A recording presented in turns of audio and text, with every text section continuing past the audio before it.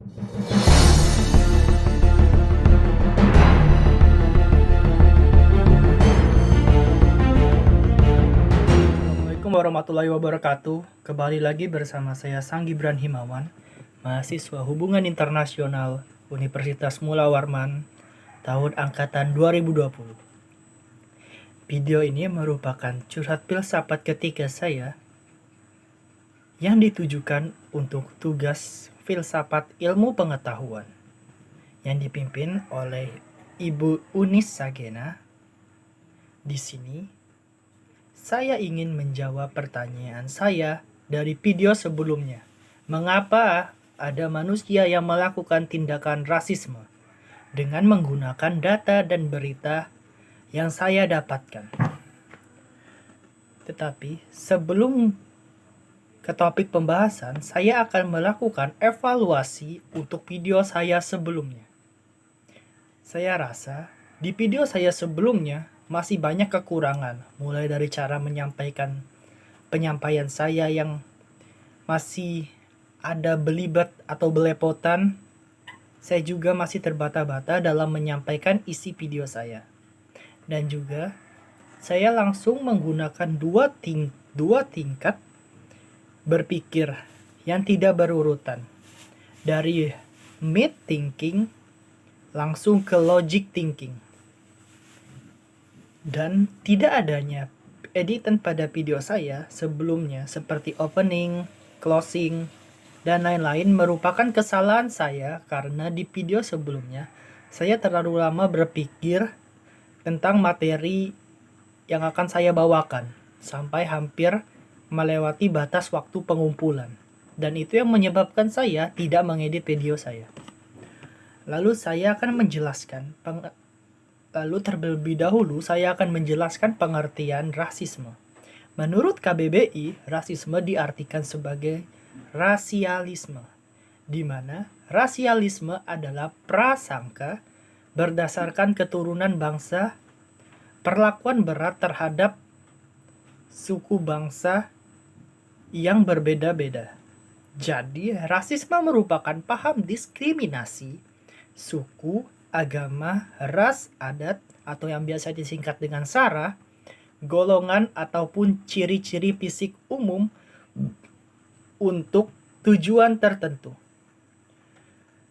Jadi pada dasarnya, rasisme dapat diartikan sebagai sarangan sikap, kecenderungan pernyataan, dan tindakan yang mengunggulkan atau memusuhi kelompok masyarakat terutama karena identitas ras. Lalu ke topik pembahasan. Setiap ada suatu kasus rasisme, saya selalu bertanya-tanya kepada diri saya, mengapa sih ada orang yang melakukan tindakan rasisme?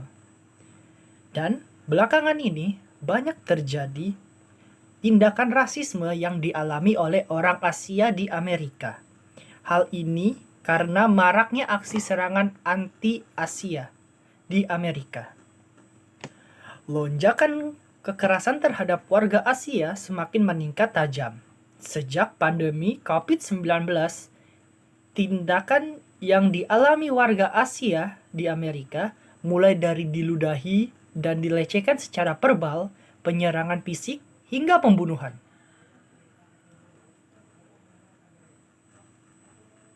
Salah satu alasan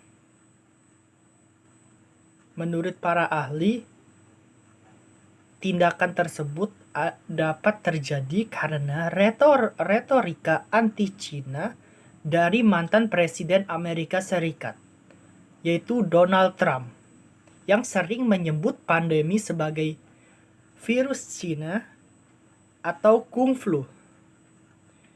Kelompok advokasi Stop AAPI Hate atau Asian America Pacific Islander Community mengatakan menerima lebih dari 2.800 laporan insiden kebencian Asia di Amerika pada tahun lalu.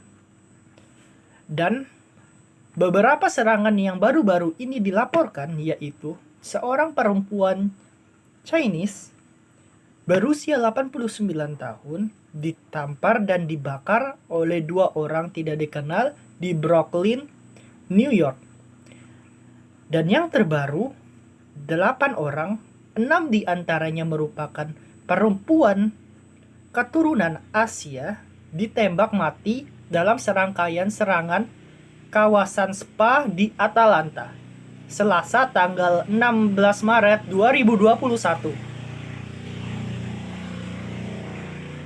Kesimpulan untuk menjawab pertanyaan saya mengenai mengapa ada manusia yang melakukan tindakan rasisme, berdasarkan berita mengenai tindakan rasisme yang dialami warga Asia di Amerika, saya jadi berpikir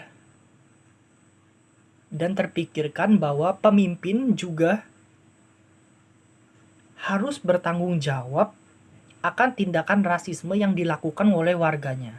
Terutama jika pemimpin tersebut juga melakukan tindakan rasisme, karena warga negaranya dapat mencontoh tindakan yang dilakukan oleh pemimpin mereka.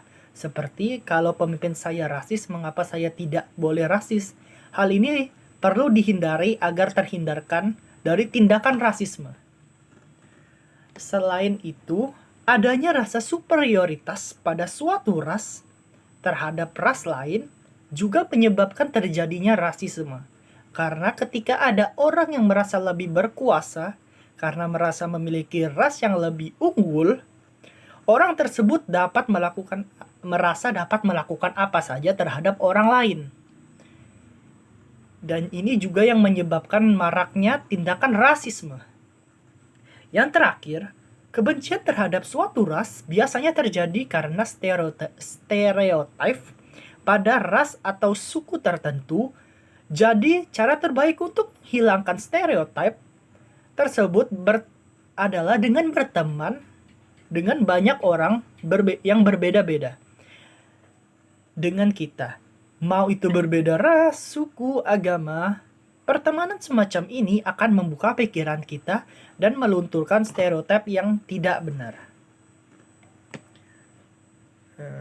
Itu saja pemaparan materi dari saya. Kembali saya ingatkan, untuk saat ini saya rasa ini merupakan jawaban yang paling sesuai untuk menjawab pertanyaan saya.